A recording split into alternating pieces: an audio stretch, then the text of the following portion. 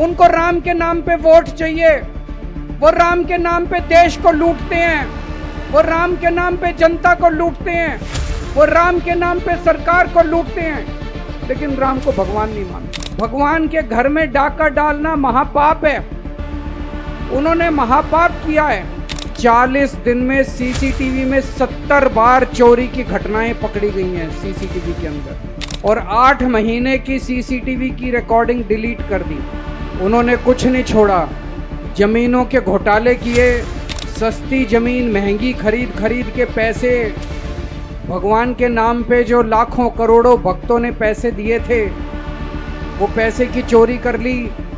पूरा का पूरा ढांचा डकैतों को, डाकुओं को, चोरों को बचाने में लगा हुआ है। जिन लोगों ने श्री रामचंद्र जी के घर में डकैती की है, जब तक उनको फांसी की सजा नहीं दिला देंगे तब तक चैन से नहीं बैठेंगे। कि जो अयोध्या में श्री राम मंदिर में डकैती हुई है, उससे पूरी दुनिया के राम भक्तों को बहुत ठेस पहुंची है।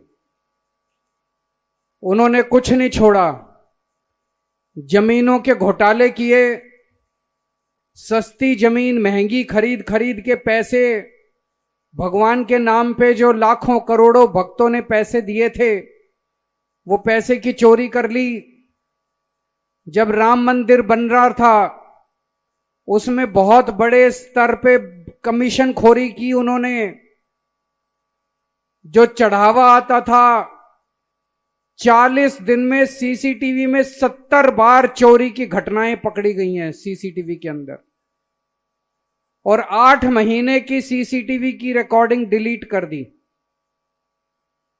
हम लोग सब लोग मांग करते रहे, हम सोच रहे थे कि ऊपर वाले कुछ ना कुछ करेंगे, कुछ ना कुछ करेंगे, लेकिन अब ये साफ हो गया कि वो कुछ नहीं करेंगे, क्योंकि उन्हीं की पार्टी, उन्हीं के संगठन, जितने आसपास के उनके साथी संगठन है, भाई संगठन है, वो सारे लोग इसमें मिले हुए हैं, इसमें शामिल हैं। पूरा का पूरा ढांचा डकैतों को, डाकुओं को, चोरों को बचाने में लगा हुआ है।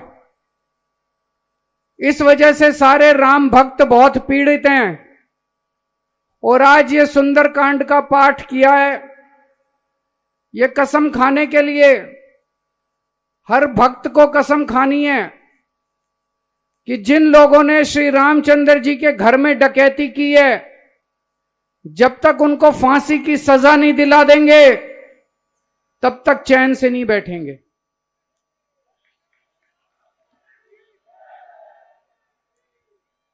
ये मैं नहीं कह रहा, ये श्री रामचंद्र जी का आदेश है, हर राम भक्त को आदेश है कि जिन लोगों ने ये डकैती की है, जिन लोगों ने चोरी की है, भगवान के घर में डाका डालना महापाप है, उन्होंने महापाप किया है। और जो लोग चोरी कर रहे थे वो राम को भगवान नहीं मानते। अगर वो राम को भगवान मानते तो वो कभी चोरी करने की हिम्मत नहीं करते। उनको डर लगता कि अगर हम भगवान के घर में चोरी कर रहे हैं तो भगवान हमें माफ नहीं करेंगे। वो भगवान को राम नहीं मानते, उनको राम के नाम पे वोट चाहिए, वो राम के नाम पे देश को लूटते हैं, वो राम के नाम पे जनता को लूटते हैं, वो राम के नाम पे सरकार को लूटते हैं, लेकिन राम को भगवान नहीं मानते।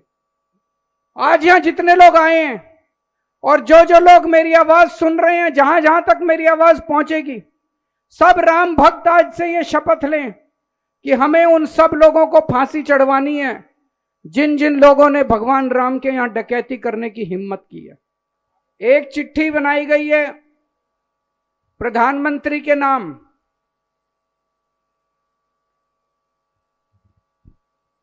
एक तो आप सबने जाने से पहले ये चिट्ठी दस्तखत करके जानी है, एक एक चिट्ठी आपको दी जाएगी।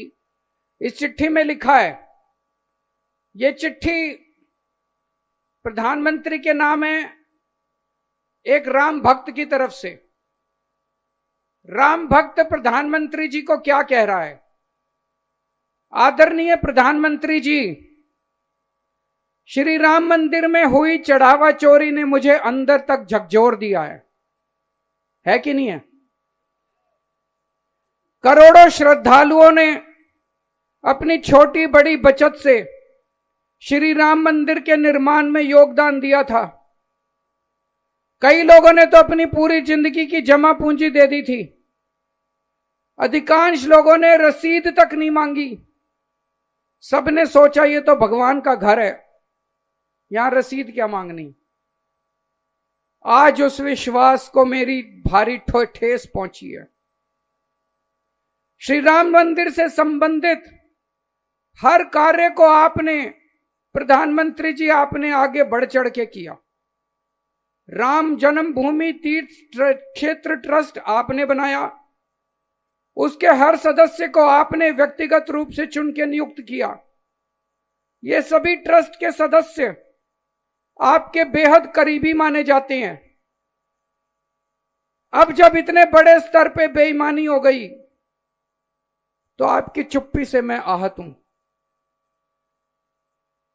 2021 के पहले से ही ट्रस्ट में जमीनों के घोटाले, निर्माण कार्यों में 40% की कमीशन खोरी और अब इतने बड़े पैमाने पे चढ़ावा चोरी, ये सभी खबरें पिछले कई वर्षों से लगातार प्रमुखता से मीडिया में आती रही हैं। मुझे लगता रहा कि ये सब मोदी जी के संज्ञान में होगा और मोदी जी किसी भी दोषी को छोड़ेंगे नहीं।